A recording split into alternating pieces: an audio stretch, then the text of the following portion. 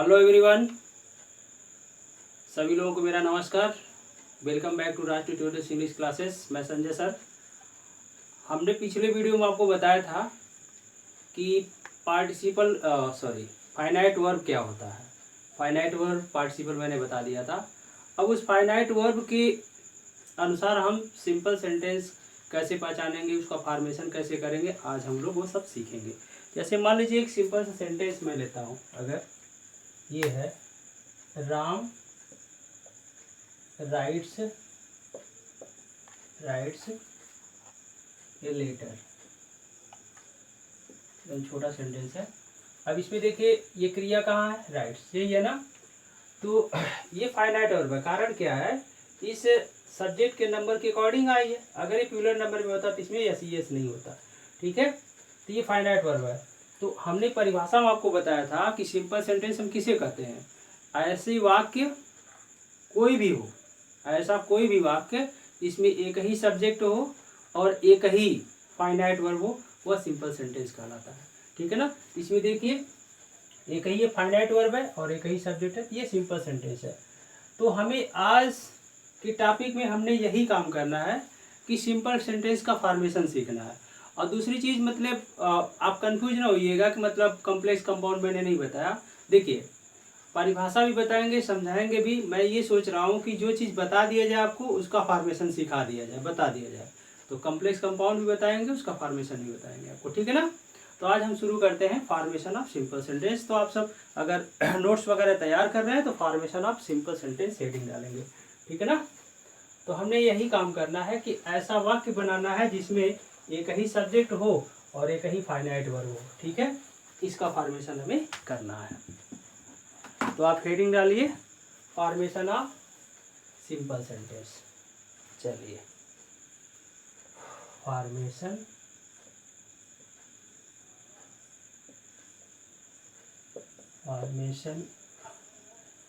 Of simple sentence. Formation of simple sentence.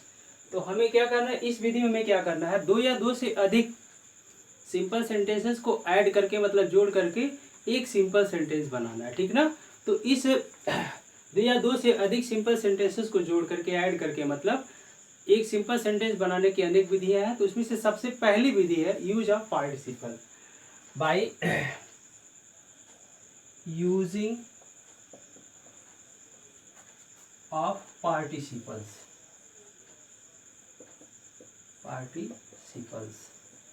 Participles का प्रयोग करके हम दो या दो से अधिक सिंपल सेंटेंस को जोड़ के एक सिंपल सेंटेंस बनाएंगे। तो जैसा कि आपको पता है पार्टिसिपल तीन प्रकार के होते हैं। इसमें हम सबसे पहले जो प्रयोग करेंगे वह प्रयोग करेंगे प्रेजेंट पार्टिसिपल। तो आप हेडिंग डालेंगे by using present participle, by using present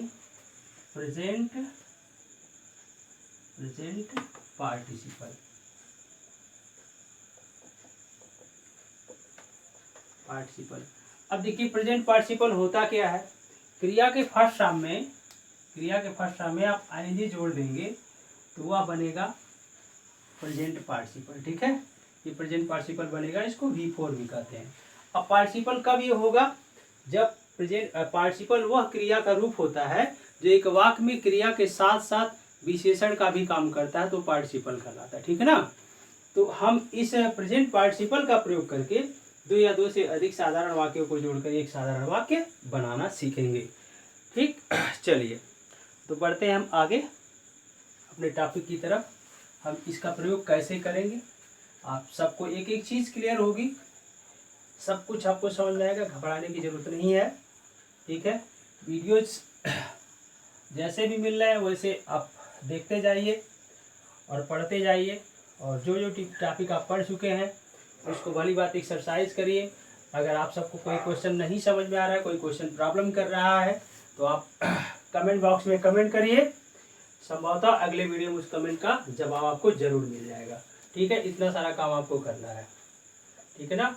और वीडियो को लाइक करिए, दोस्तों में शेयर करिए, चैनल को सब्सक्राइब करिए। इतना काम तो आप लोग जरूर करिए। चलिए तो शुरू करते हैं हम प्रेजेंट पार्टिसिपल का प्रयोग करके दो साधारण वाक्यों को जोड़कर एक साधारण वाक्य कैसे बनाएंगे। तो देखिए, अब पहली चीज, एक सेंटेंस हम लिख रहे हैं, उसी के अकॉर्डिंग हम आपको बताएंगे कैसे क्या होता है। जैसे ही saw a lion, full stop. He ran away, full stop. ये दो साधारण वाक्य हमें दिए। अब कैसे जानेंगे साधारण वाक्य? देखिए जरा, इसमें सा ये क्रिया है, इसमें रैन ये क्रिया है, ठीक है। तो ये सेकंड फॉर्म में, ये भी सेकंड फॉर्म में है, ठीक। पास्ट इंडेफिनिट का दोनों वाक्य है। और हम क्या करेंगे, इसको फॉर्मेशन करेंगे प्रेजेंट पार्टिसिपल का। तो प्रेजेंट पार्टिसिपल के यूज के लिए सबसे पहला कंडीशन ये होता है कि उसमें दोनों वाक्य के जो सब्जेक्ट होंगे, दोनों वाक्य के जो सब्जेक्ट होंगे, सब्जेक्ट जो दोनों वाक्य के होंगे वो एक ही होने चाहिए, एक ही होने चाहिए, ठीक है ना। दोनों वाक्य के सब्जेक्ट एक ही होने चाहिए। दूसरा कंडीशन क्या है, ये दूसरा कंडीशन क्या है कि एक कार्य समाप्त हो रहा है, उसके तुरंत बाद दूसरा कार्य प्रारंभ हो जाना चाहिए। मतलब मेरे कहने का ये है कि ऐसा कंडीशन बने, ऐसे ही शर्त कोई बने कि मतलब एक कार्य के साथ साथ दूसरा भी चल सके। कि जैसे मान लीजिए ही सॉ ए लायन, उसने एक शेर देखा, ही रैन अवे विथ नहीं है, he saw a lion he ran away. अब इसमें देखिए, उसने एक शेर देखा, वह भाग गया, ज्यों देखा त्यों भागा। अभी आप अंधेरे में जा रहे हो, रस्सी सामने पड़ गई, तुरंत पैर पीछे हटा देंगे, ऐसा थोड़ी देखेंगे कि रस्सी है कि सांप है, ऐसा कुछ नहीं होगा ना। तो ऐसी कोई कंडीशन बने, एक कार्य समाप्त नहीं हुआ तब तक दूसरा प्रारंभ हो गया, तो यहाँ पे हम पार्टिसिपल का प्रयोग करेंगे। तो ये कंडीशन पहला है कि दोनों वाक्य का कर्ता एक ही जैसा होना चाहिए, ठीक है ना। दूसरा क्या है कि एक कार्य समाप्त हो जाए, उसके तुरंत बाद दूसरा कार्य प्रारंभ हो जाना चाहिए। एक कार्य अगर पूर्ण रूप से समाप्त होकर फिर दूसरा कार्य प्रारंभ होता है तो वहां पे परफेक्ट पार्टिसिपल का प्रयोग करते हैं। एक कार्य समाप्त हुआ, दूसरा प्रारंभ हो गया, यहाँ प्रेजेंट पार्टिसिपल होता है, ठीक है। अब देखिए, दूसरी शर्त भी पूरी हो गई। अब हम बदलते समय जब चेंजिंग करेंगे वो क्या करेंगे, उसे देख लेते हैं। चेंजिंग जो परिवर्तन करेंगे उसमें हम क्या खास परिवर्तन हम करेंगे, उसे आप देखिए। अब वो जो करना है, तो सबसे पहला काम करना है कि दोनों दिए गए वाक्यों में से जिस क्रिया से कार्य का पहले समाप्त होना दर्शाया जाएगा, पता चलेगा, हम उस क्रिया के फर्स्ट फॉर्म में आईएनजी जोड़ करके प्रेजेंट पार्टिसिपल बना लेंगे। अब जैसे इसमें देखिए, he saw a lion he ran away, तो इसमें सा, उसने एक शेर देखा, ही रैन अवे, वो भाग गया। तो बस शेर देखा तभी तो भागा, तो ये क्रिया का कार्य पहले समाप्त हो रहा है, तो इसमें हम आईएनजी जोड़ करके प्रेजेंट पार्टिसिपल बना लेंगे। तो बेटा आपको हमेशा ध्यान में रखना है, चाहे यस या यस जोड़ेंगे, आईएनजी जोड़ेंगे, तो क्रिया के फर्स्ट फॉर्म में ही जोड़ते हैं, सेकंड फॉर्म में, थर्ड फॉर्म में नहीं जोड़ते हैं। तो अब ये जो रही बस सी, सा जो रहा, इसका फर्स्ट फॉर्म लाएंगे, तो इसका फर्स्ट फॉर्म होता है सी। अब इसमें आईएनजी मैंने जोड़ लिया। एक चीज और गौर करना है कि ये जो पहला जो सेंटेंस है, जिसका कार्य पहले समाप्त हो रहा है, इसके कर्ता को आप हटा दीजिएगा। अब कर्ता मैंने हटा दिया, समाप्त हो गया। अब सींग हो गया, ए लायन, ए लायन, यहां तक हो गया। अब यहाँ दोनों वाक्यों को जोड़ने के लिए यहाँ कामा लगाएंगे, कामा, इसी मैंने अर्ध विराम चिन्ह कर सकते हैं, कामा लगा दिया मैंने। अब यहाँ देखिए, यहाँ अगर ये आई होता या कोई प्रॉपर नाउन होता, प्रॉपर नाउन होता, आई या कोई प्रॉपर नाउन होता, तो हम ऐसी स्थिति में क्या करते, इसका पहला अक्षर कैपिटल ही रहता है। कारण क्या है कि आई को तो हमने नॉमिनेटिव केस में कैपिटल लिखते ही लिखते हैं। अब प्रॉपर नाउन जो होता है, प्रॉपर नाउन के साथ ये नियम है कि उसका पहला अक्षर कैपिटल ही होना चाहिए, ठीक है ना। तो यहाँ पे आप ध्यान दीजिएगा, प्रॉपर नाउन है या आई है तभी तो इसका पहला अक्षर कैपिटल होगा, और नहीं तो स्मॉल हम कर देंगे, ठीक। चलिए अब देखिए, यहाँ पे ही क्या है, प्रॉपर नाउन है कि आई है, ना तो ये प्रॉपर नाउन है ना तो आई है, तो हम क्या करेंगे, इसका पहला अक्षर इस्तेमाल कर देंगे। यहाँ के लिए आपको ध्यान देना है आई और प्रॉपर नाउन, ठीक है। चलिए तो हम लिख देंगे ही रैन अवे, इस तरह से बनेगा। समझ में आ गया होगा आप सबको। अगला सेंटेंस जरा देखिए, 2-3 एग्जांपल्स देंगे, आपको अच्छी तरह से समझ में आ जाता, कि फिर हम बढ़ेंगे अगले रूल की तरफ, ठीक है। समय अभाव है, जो कुछ भी मिल पा रहा है उसको अच्छे से सीखने का प्रयास करिए आप सभी लोग।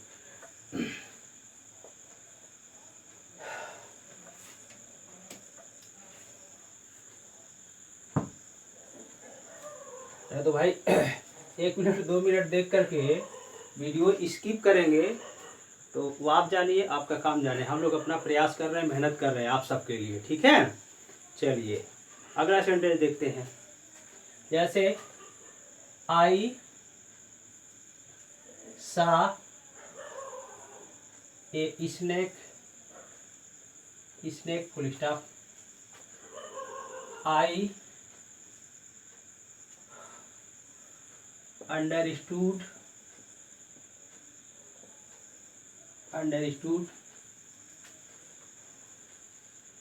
it, सॉरी ये इट है, इट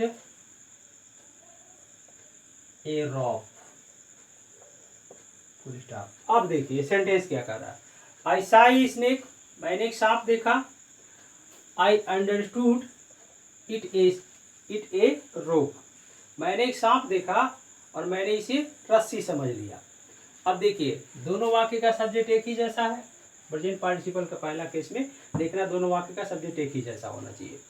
अब एक कार्य समाप्त हो रहा है, उसके साथ दूसरा शुरू हो चल सकता है कि नहीं। आई सा ए स्नेक, मैंने एक सांप को देखा और मैंने इसे रस्सी समझ लिया। देखे तभी समझ लिए, ठीक है, या रस्सी पड़ी हुई थी सांप समझ लिए, ठीक है। दोनों कार्य एक साथ चल सकता है, तो हम यहाँ पे प्रेजेंट पार्टिसिपल का प्रयोग कर सकते हैं। कैसे करेंगे, ये कार्य पहले समाप्त हो रहा है, देखने का कार्य पहले समाप्त हो रहा है, इसमें हम आईएनजी जोड़ लेंगे, फर्स्ट फॉर्म में लाएंगे फिर आईएनजी जोड़ लिए। सीइंग ए स्नेक, स्नेक, ठीक है, यहाँ कॉमा लगा देंगे। अब ये आई कैपिटल ही रहेगा। आई अंडरस्टूड इट ए रोप, इस तरह से ये बनेगा, ठीक है ना। चलिए तो इसके प्रयोग में यही आप सबको ध्यान देना है कि ऐसा हो कि इक्विक एक्शन हो, एक समाप्त हुआ दूसरा प्रारंभ हो जाए, मतलब एक कार्य के साथ साथ दूसरा भी हो सके। अब ऐसा नहीं कि मैंने खाना खा लिया मैं स्कूल चला गया। अब जरा सोचिए, क्या खाना खाते हुए भी आप स्कूल जा सकते हैं? ऐसा हो सकता है क्या? नहीं ना। तो यहाँ पे प्रेजेंट पार्टिसिपल का केस नहीं बनेगा। अगर ऐसा होता है I took my food, I went to school, तो पहले पूरी तरह से एक कार्य समाप्त हुआ फिर दूसरा प्रारंभ हुआ ना, तो यहाँ प्रेजेंट पार्टिसिपल का केस नहीं है, यहाँ पे परफेक्ट पार्टिसिपल लगेगा। इसी बात का आप सबको ध्यान देना है। चलिए फिर बढ़ते हैं हम अपने नेक्स्ट अगले नियम की तरफ। अब अगर मान लीजिए अगला नियम क्या कहता है, एक एग्जांपल लिख लेते हैं। I was hungry,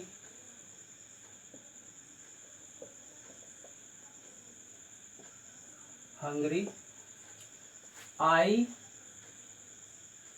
took my food.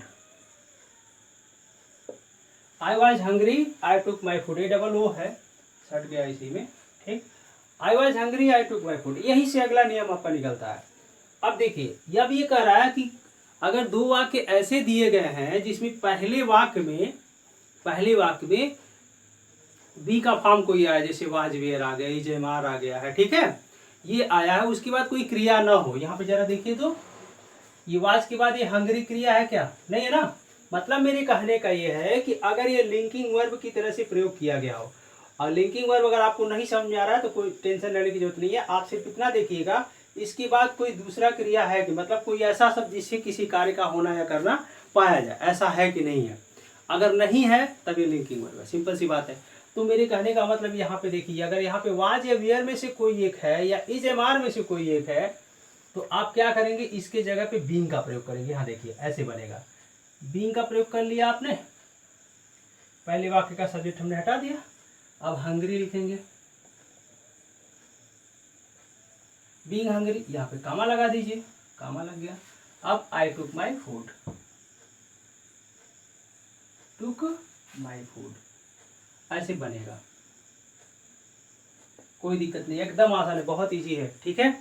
चलिए अब होता क्या है, अब इसमें देखिए आगे क्या है। जब हम यहाँ पर बीइंग का प्रयोग करते हैं तो हिंदी में ऐसी वाक्यों से कारण का पता चलता है। अब देखिए इसका हिंदी क्या होगा, आई वॉज हंग्री, मैं भूखा था, आई टुक माई फूड, मैंने अपना भोजन ले लिया।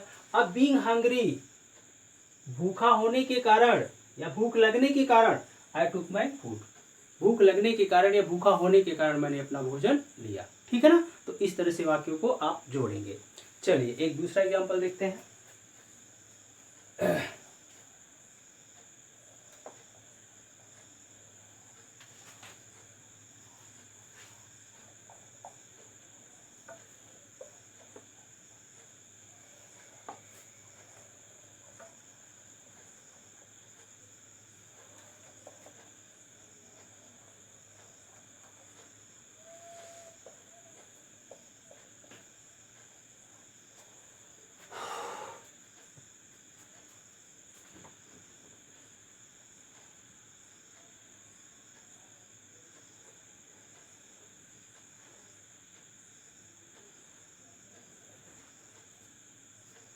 अब दूसरा एग्जाम्पल अपना है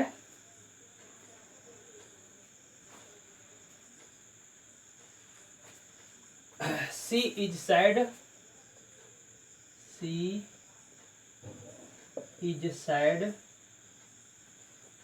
full stop, she will not go to school, school ही है ना, she will not go to school. चलिए अब इसे देखते हैं। सबसे पहले दोनों वाक्य का सब्जेक्ट देख लीजिए, एक ही जैसा है। ओके, अब यहाँ पे इस वाक्य में इज आया पहले वाले में, इज के बाद आने वाले शब्द को देखिए। ये सैड लिखा है, कोई क्रिया तो है नहीं, ये लिंकिंग वर्ब से प्रयोग है। अब सिंपल सी बात है, तो हम पहले जैसा बनाएंगे तो क्या करेंगे, इस सी को हटा देते हैं, अब बींग का प्रयोग करेंगे। अब बींग लगा किसकी जगह पे रहा, इज की जगह पे, बींग हो गया सैड, यहाँ कामा लगा दिया मैंने। अब देखिए हायर प्रॉपर नाउन तो है नहीं, इसका पहला अक्षर इस्तेमाल कर लेंगे, सी विल नॉट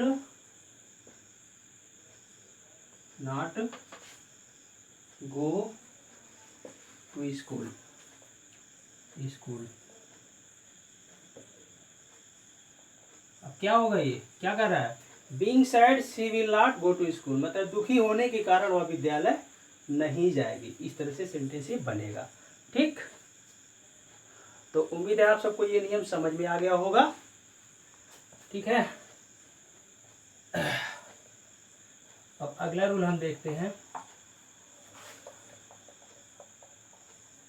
अगला नियम क्या कहता है,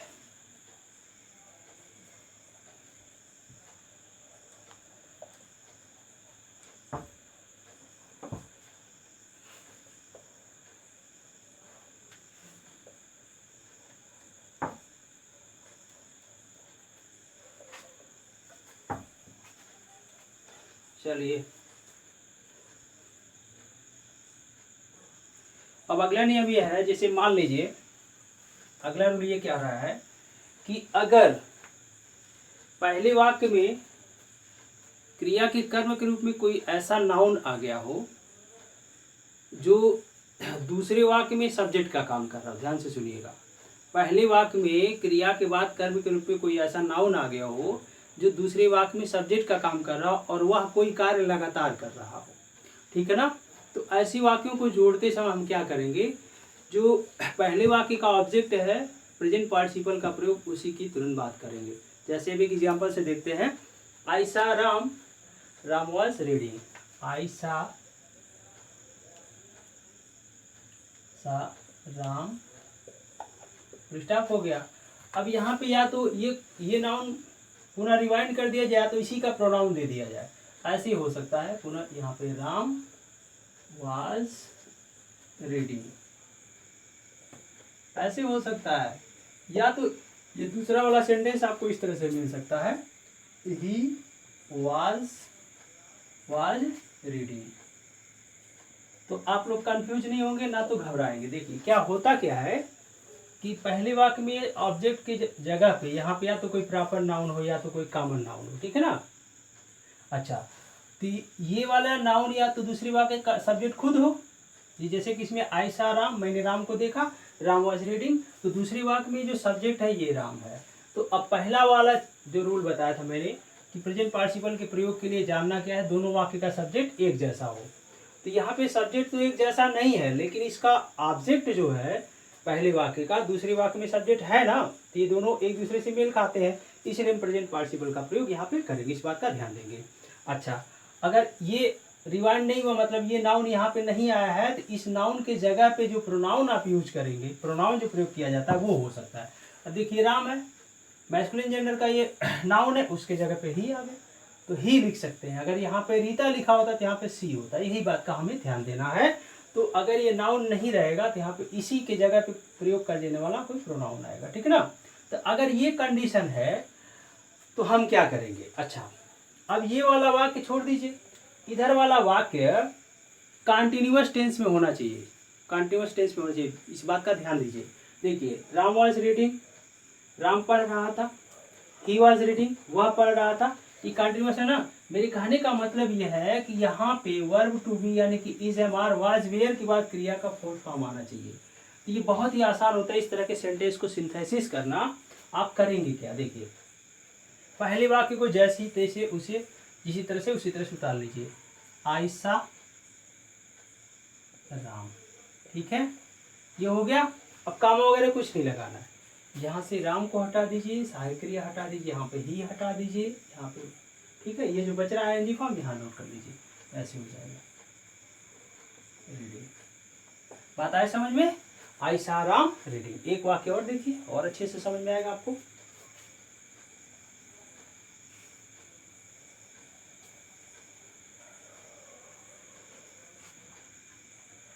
एक एक शब्द एक एक सेंटेंस आपको समझ में आएगा, धैर्य की जरूरत है, घबराइए नहीं। आप लोग देखिए धीरज खो देते हैं। बहुत सारे बच्चे ऐसे हैं कि अब उनको क्या बताया जाए, 1-2 मिनट का वीडियो देखेंगे उसके बाद से कहेंगे सर ये नहीं समझ में आ रहा है। तो ये आप सबसे मेरी शिकायत है कि आप पूरी वीडियो पूरा देखिए, उसके बाद नहीं समझ में आता है फिर कमेंट करिए, उस सेंटेंस से संबंधित, उस सब्जेक्ट से संबंधित आपको जवाब अगले वीडियो में अवश्य मिल जाएगा।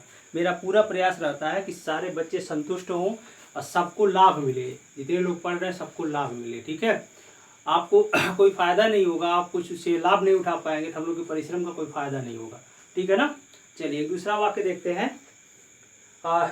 ही caught Radha, she was reading her diary. He caught Radha, she was reading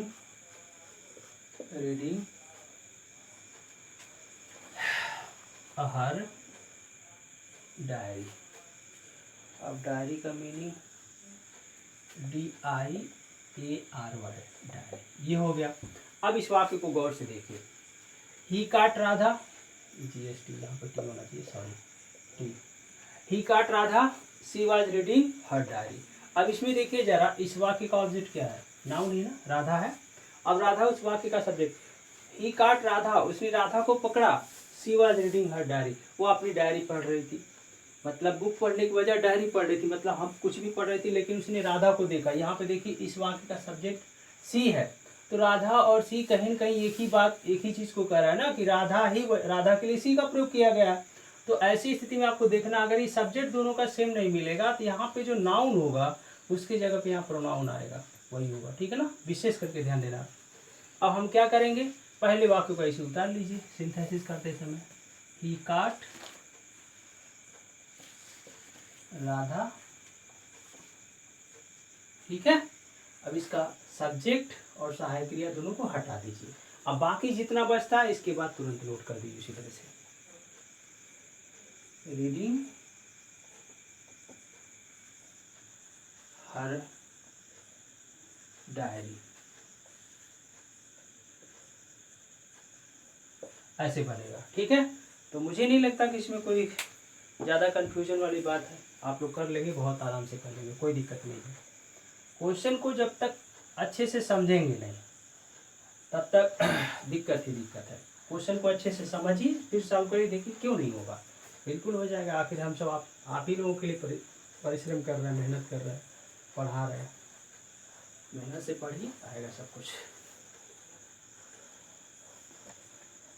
चलिए ये भी नियम फाइनल हो गया अपना। आगे बढ़ते हैं, अगला रूल अपना क्या है वो देखते हैं।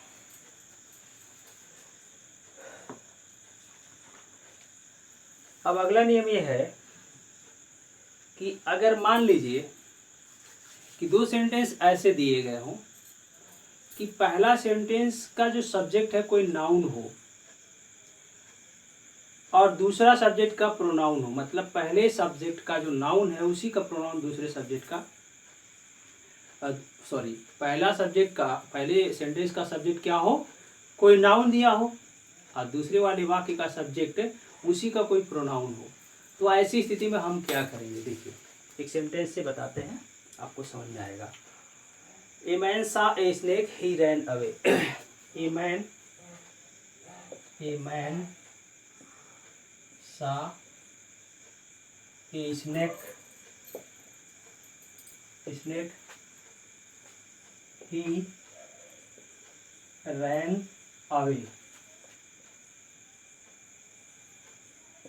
ये देखिए ए मैन सा ए स्नेक, या स्नेक के ई होना चाहिए ना। ए मैन सा a snake he ran away. अब इसमें देखिए मैं क्या समझाने की कोशिश कर रहा था आपको कि पहले वाक्य का सब्जेक्ट देखिए एक नाउन है और दूसरे वाक्य का सब्जेक्ट देखिए ये जो नाउन जो है, ये मैन के जगह पे जो प्रोनाउन हम ही का इस्तेमाल करेंगे वही इसका सब्जेक्ट है। तो ले दे के हुआ ना दोनों वाक्य का सब्जेक्ट एक ही जैसा। तो कुछ नहीं करना, अब करना क्या है, तो ऐसी स्थिति में इस क्रिया का कार्य पहले समाप्त और इसको प्रेजेंट पार्टिसिपल हम बना रहे हैं। देखिए ऐसे हो जाएगा, seeing a snake, seeing a snake, snake.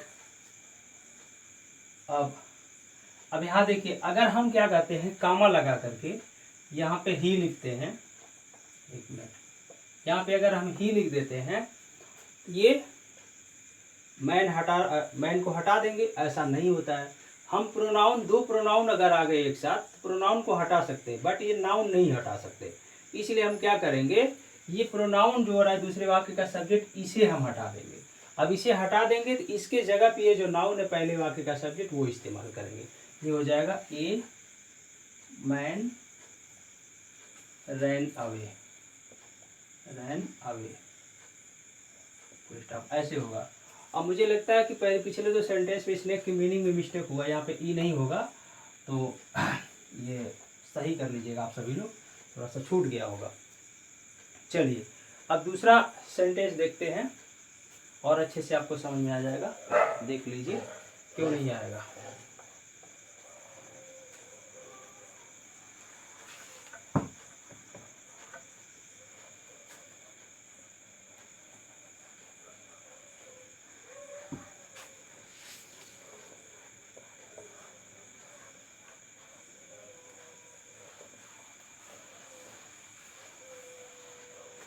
दूसरा सेंटेंस हम देखते हैं क्या है।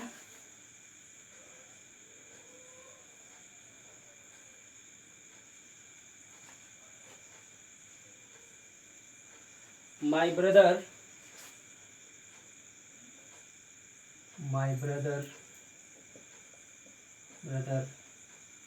was hungry,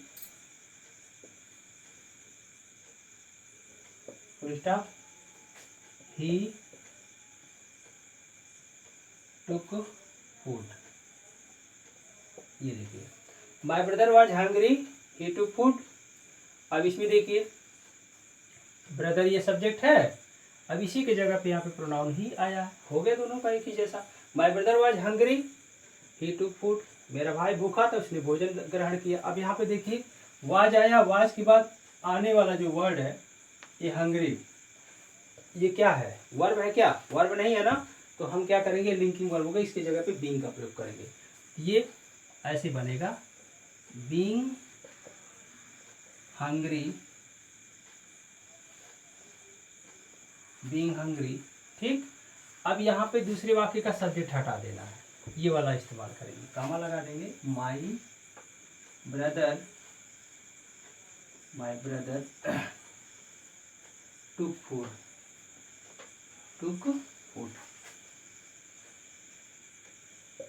ऐसे बनेगा, कोई ज्यादा